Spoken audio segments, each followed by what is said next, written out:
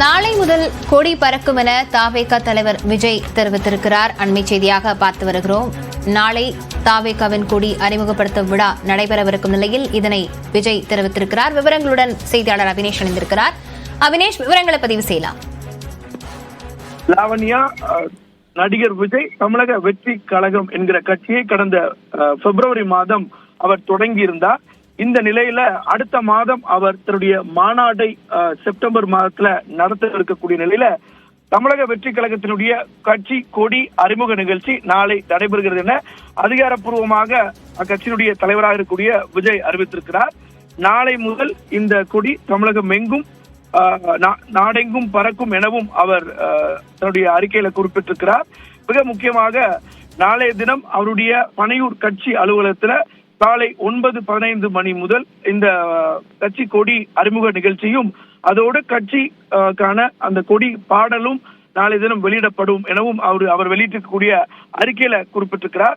மிக முக்கியமாக அவருடைய அறிக்கை மிக முக்கியமாக அதுல பார்த்தோம் அப்படின்னா, சரித்திரத்தின் புதிய திசையாகவும் புதிய விசையாகவும் ஒவ்வொரு நாளும் அமைந்தல் அது ஒரு பெரும் வரம் எனவும், அப்படியான வரமாக இறைவனும் இயற்கையும் நமக்கு அமைத்து கொடுத்துக்கக்கூடிய நாள் தான் ஆகஸ்ட் 22 தமிழக வெற்றி கழகத்துடைய முக்கிய அடையாளமான கொடி அறிமுகமாகும் நாள் எனவும், தமிழ்நாட்டின் நலனுக்காக உழைத்து மாநிலத்தின் அடையாளமாக மாறப்போகக்கூடிய அந்த கொடியை நாளைய தினம் பனையூர் இருக்கக்கூடிய கட்சி அலுவலகத்துல அறிமுகப்படுத்துவதாகவும் இதில் அனைத்து நிர்வாகிகளும் கலந்து கொள்ள இருக்கிறாங்க. எனவே ஒரு முக்கியமான ஒரு நாளா தமிழக வெற்றி கழகத்திற்கு போகும்னு அவர் மகிழ்ச்சியோடு அந்த அறிக்கையை குறிப்பிட்டிருக்கிறார்.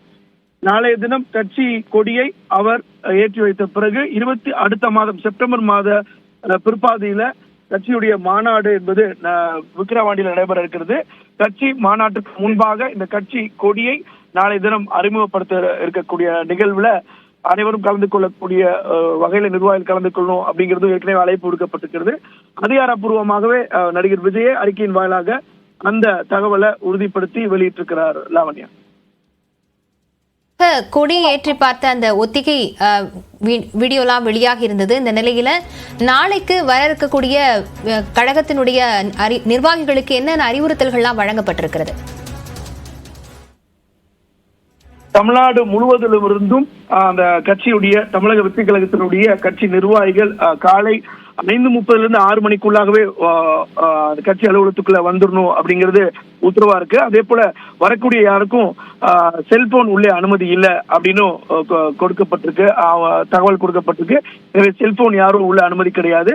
காலையில 5:30 மணியிலிருந்து 6 மணிக்குள்ளாகவே அனைவரும் வந்துடும் அப்படின்னு தமிழக வெற்றி கழகத்தின் சார்பாக சொல்லியிருக்காங்க. மேலும் சுமார் ஒரு 10:45 ஒரு 11:45 மணி அளவுல அந்த கட்சி கொடியை விஜய் அவர்கள் ஏற்றுவார் அப்படின்னு நிர்வாகிகளுக்கு கட்சி தலைமை சொல்லியிருக்கிறாங்க. தொடர்ந்து அடுத்தடுத்த நாட்கள்ல ஒவ்வொரு மாவட்டங்களிலும் இந்த கட்சி கொடியை ஏற்றக்கூடிய வேலைகள்லயும் ஈடுபடணும் அப்படிங்கிறதும் அந்த கட்சியுடைய தலைமை அந்த நிர்வாகிகளுக்கு தெரிவிச்சிருக்கிறாங்க. நடிகர் விஜய் ஒரு பெரிய ஆக்டர் கூடிய நிலையில அவர் ஏற்கனவே பிப்ரவரி மாதம் கட்சி அறிவிச்சிருந்தாலும் அவருடைய கொடி என்ன, எதற்காக அரசியலுக்கு வருகிறார், அவருடைய கொள்கை என்ன அப்படிங்கிற பல்வேறு கேள்விகள் இருந்த நிலையில இந்த கொடி அப்படிங்கிறது ஒரு முக்கியமான விஷயமா அவங்க கட்சி நிர்வாகிகளே பாக்குறாங்க. இந்த மாநாட்டுல கட்சியுடைய கொள்கைகள் நிலைப்பாட்டை அவர் அறிவிக்க இருக்கிறார். எனவே வரக்கூடிய நாட்கள்ல தமிழக வெற்றி கழகத்துல தொடர்ச்சியா ஒரு அப்டேட்ஸ் வர இருக்கிறது, ஒரு டெவலப்மெண்ட் வர இருக்கிறது. 2026 ஆண்டு தேர்தலை மையப்படுத்தி முன்னிறுத்தி நடிகர் விஜய் இந்த அரசியலை முன்னிறுத்தி இத தேர்தல் கட்சி பணியை தொடங்கி இருக்கிறார். அந்த வகையில தமிழக வெற்றி கழகத்துடைய கொடியை 2 நாட்களுக்கு முன்பாக ஒரு மாதிரி கொடியை நடிகர் விஜய் ஏற்றி பார்த்து ஒத்திகை எல்லாம் நடைபெற்றது அப்படிங்கிறது குறிப்பிடத்தக்கது. இந்த நிலையில நாளை கட்சியுடைய கொடி மற்றும் பாடல் ஆகியவற்றை வெளியிட்டு அவர் ஒரு 5 நிமிடம் உரையாற்றவும் இருக்கிறார். லாவண்யா, அபினேஷ், முன்னதாக காவல் நிலையத்தில் இதற்காக பாதுகாப்பு வேண்டி மனுக்களாம் அளிக்கப்பட்டிருந்தது. இது தொடர்பாக காவல்துறையினர் தரப்புல என்ன நடவடிக்கைகளை மேற்கொள்ளவிருக்கிறார்கள்? அபினேஷ், பொதுவாக ஒரு கூட்டம் அது கட்சி அலுவலகம் அவருடைய கட்சி அலுவலகமாக இருந்தாலும் கூட ஒரு கூட்டம் நடத்தணும் அப்படின்னு சொன்னா அந்த பகுதி இருக்கக்கூடிய காவல்துறை எல்லைக்கு உட்பட்ட காவல்துறையிட்ட காவல் நிலையத்துல அனுமதி கோரணும் அல்லது இப்படி ஒரு நிகழ்ச்சி நடத்தணும் அப்படிங்கறத தெரிவிக்கணும்.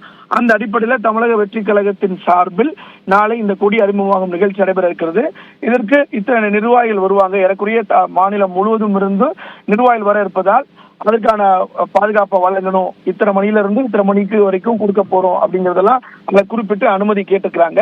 அதுக்கு ரொட்டீனான ஒரு ஒர்க்கா இருந்தாலும் காவல்துறை அதற்கு ஏற்றாற் போல அனுமதி கொடுத்து தேவைப்படும் பட்சத்துல காவல்துறையுடைய பாதுகாப்பும் இருக்கும். இருந்தாலும் தனியார் பாதுகாப்பு ஏற்பாடு என்பது அண்மையில கூட அவர் பள்ளி மாணவர்களுக்கு கூட பிரைவேட் ஏஜென்சி அவர் அக்யூர் பண்ணியிருந்தாங்க. அதே மாதிரி நாளைக்கும் ஒரு பிரைவேட் ஏஜென்சியை அக்யூர் பண்ண இருப்பதா தகவல் இருக்கு. அந்த அடிப்படையில நாளைய தினம் இந்த கட்சி கொடி அறிமுக நிகழ்ச்சி என்பது நடைபெறவிருக்கிறது. லாவண்யா, விவரங்களுக்கு நன்றி அபினேஷ்.